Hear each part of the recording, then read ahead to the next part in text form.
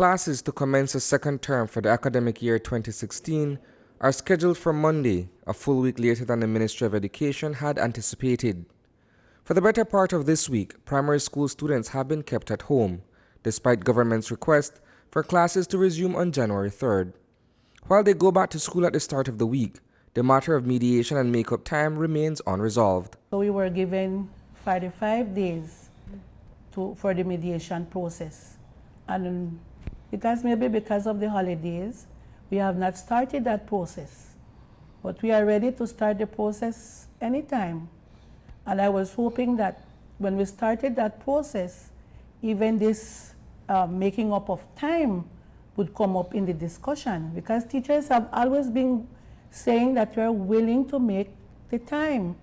And in the Belize district, I know there was a meeting, some teachers and principals were invited to a meeting where there was a timetable made or presented in which we were going to be making up time.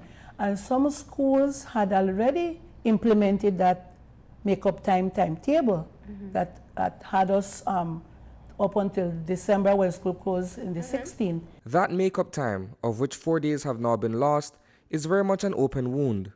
Teachers believe that they have been shut out of discussions where it concerns the making up of lost classroom sessions. Teachers have not been consulted through their management because we are always at the end of everything. We just have to do whatever they tell us to do. Yeah. And they don't realize that we as the teachers are the ones who have to do the work. And while those educators do have to follow through on the prescribed make-up time, children are being used by both sides in a standoff. The bottom line is we are saying there are rules.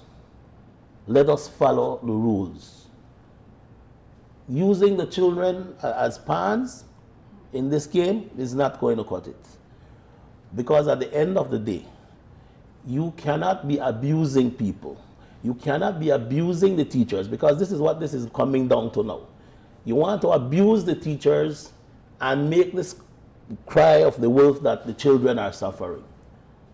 For instance, if our teachers were to become exact, the whole system would collapse. Right now, out of our teachers' salaries, some of these managements get a monthly contribution, financial contribution.